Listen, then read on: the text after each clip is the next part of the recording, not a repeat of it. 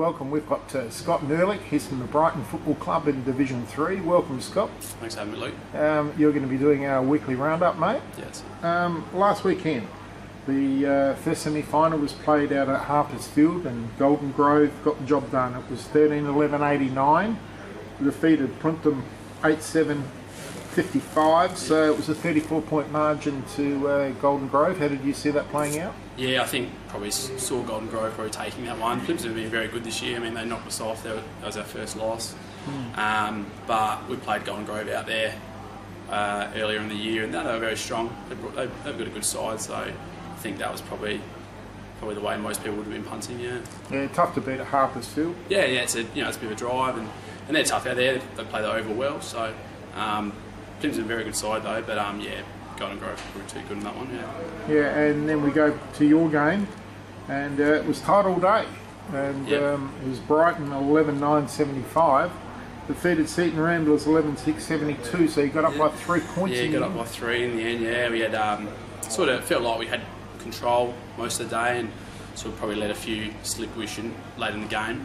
How did the game pan out? Yeah, probably it really was for goal for goal for a long time, and sort of got ahead, and they got it back a bit, and with a few minutes to go, Benny Tate, one of the forwards we've got, just clunked one and went back, slotted it, and we managed to hold on for the last couple of minutes. At quarter time you were a point in front, so it was 3-3 to 3-2. Yeah.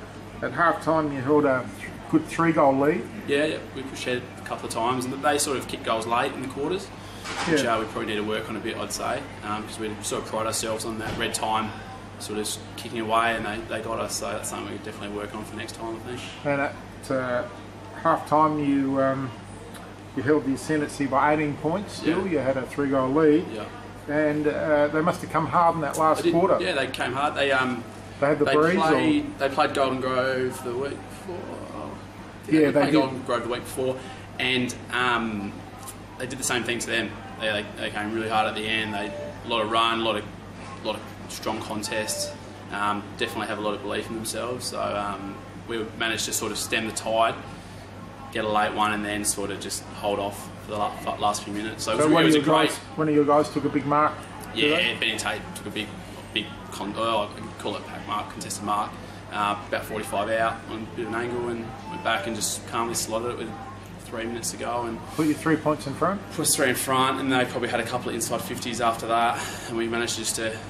Our defenders did an amazing job in the last few minutes there. Just kept pushing the ball out, pushing it out, and held it up. So we were very lucky to get through in the end, but I guess we learned a lot from it. Probably we saw a lot of Seaton, what they're about, and we'll definitely take that into the next time we play them if we do, and if it's Golden Grove, we're definitely better for the match anyway. So tell us a little bit about some of your guys, because you come from the Southern Footy League, and no one knows a lot about Brighton just yet. Yeah.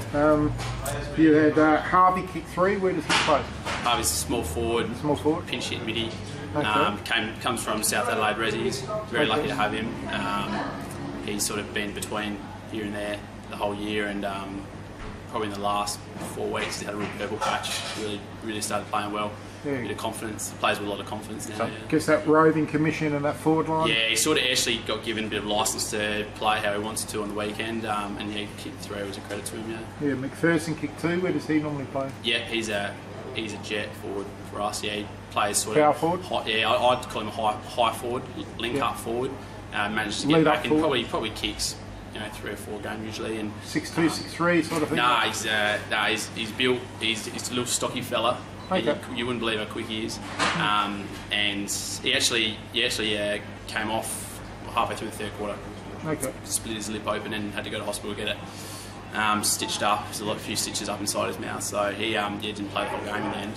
Okay, so you had Howie, Hunt, Tate with the winner. Yeah. Williams, Jack Juniper, who's a dead set superstar. He's a superstar, yeah, and he's a superstar bloke as well. And yourself all kicked goals, so you had 8 goal kickers, spread the load? Spread it a little bit, spread the load a little bit. It's probably, a few of our forwards probably didn't. I mean, Jack, for example, probably kicks 6 or 7 a game normally, so he was held well. But he'd come off of, I think, 4 weeks off. So, hamstring or something. Yeah, I mean, so a few boys have come off little breaks and stuff, so it was a great game to get games to the boys, and now we've got the big dance. And who did the job on Juniper? I couldn't tell you his name. He's a good player though. I reckon they. It's a fair effort to keep him to one because he's a darn good footballer. Yeah, he's a good footy player, and they checked him very well. And in fact, probably the reason I can't give you a name is because they probably played 3 guys in him the whole day. They're just hanging off him the whole day. So he and it's good for us because it freed up other guys. Shane gets away, Benny Tate gets away at the end there. So. Yeah. Sorry, me. Nearly best on ground in a Division 1 grand final a few years ago, Sacred Heart. Yeah. Coached against him out in the Barossa, and he kicked about 8 or 9 at centre half forward for New Yorker. Yeah. And the next time he kicked about 7. Every time you see him, he gets away. He gets away, and you don't even realise how he racks them up. You know, like end of the game, you say having to kick Jack, and he's like, oh, 8.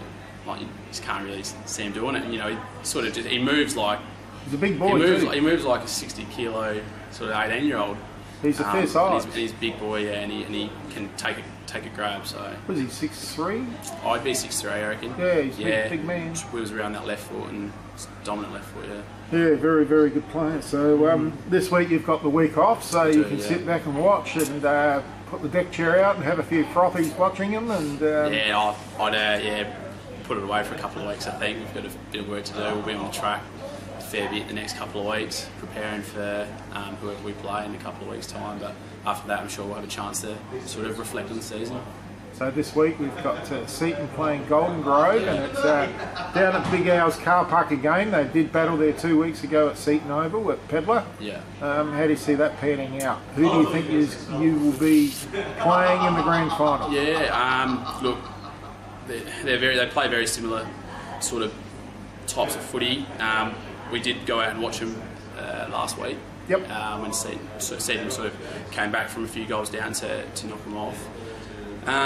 Look, from a betting man, I'd like to think that Golden Grove learned a few things from that match, and they might be able to sort of get away with a win. We played Golden Grove at home earlier on the year and thought they were very strong, well drilled. So Seaton though, they bring a lot of grunt. A lot of just stoppage footy. They're tough units, really good guys and stuff. But you know they play a tough brand of footy. So big Luke Walsh in the ruck figures in midfield first. He played really well on the weekend, especially his long taps. He pushed it probably 10 metres out to a guy on the run, and he was very good. But he could go either way. But I mean, to be honest, I don't really care who wins. We'll play over. Give us a tip. Who do you think?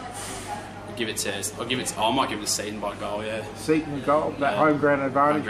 Yeah. And they've, I think it means a little, that home ground advantage. I think it does.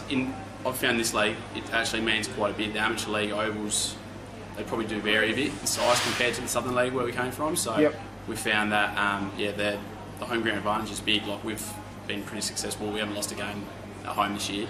No. And dropped a couple away. So that home ground advantage for teams definitely means a bit in this league, I think. Yeah, and how have you found the amateurs as a comparison to the Southern? Probably doesn't drop away as quickly. Exactly right. Yeah, it's been well. We've had a great year. Really good decision, I think, for the club to make that move. It's been the vibe around the club's been really good, very fresh. You know, new ovals, new teams every week. Like you said, probably the top end of the Southern Footy League was just as strong in Div 3 level. Yeah. If not maybe a bit stronger, but it dropped away very quickly. It fell away really quick. So instead of, I guess, playing some really good matches through the year and then having a couple of weeks where you just sort of roll up and go through the motions, this week, this year you have to be on every week.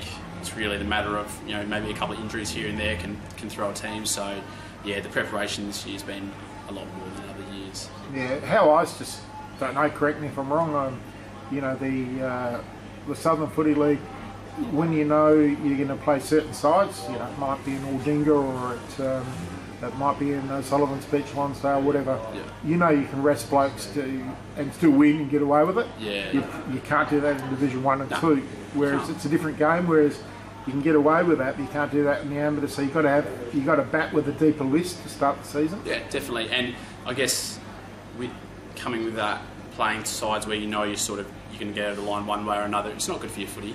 No. Because the next week you roll up against Inform Ranella or Morph Vale, If you've played a couple of easier games in a row, they'll just wipe you off the park. It's hard to prepare when you've potentially got a few easier games. Yeah, Marion or something like that. And then you rock up against a side who's just had a good hit out, and they're usually pretty quick to get off the mark. So, whereas here, it's just been great.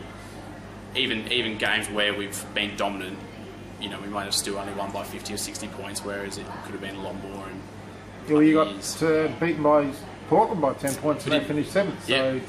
Yeah, exactly right. And that's a perfect example where I guess Top Sot was towed up for us. We came out wanting to win, wanting to play, and they I think they was they don't want to be relegated. I don't think they were going to be relegated, but it just takes that tiny bit of maybe just thinking we're going right here, and so it was that was great for us. Great wake up call again.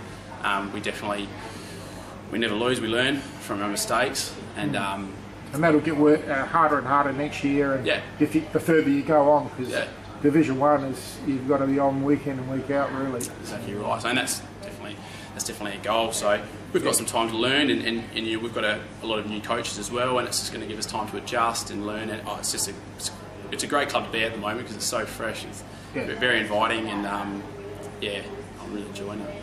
Great. Thank you very much for doing our weekly roundup. No worries. Thanks, Luke.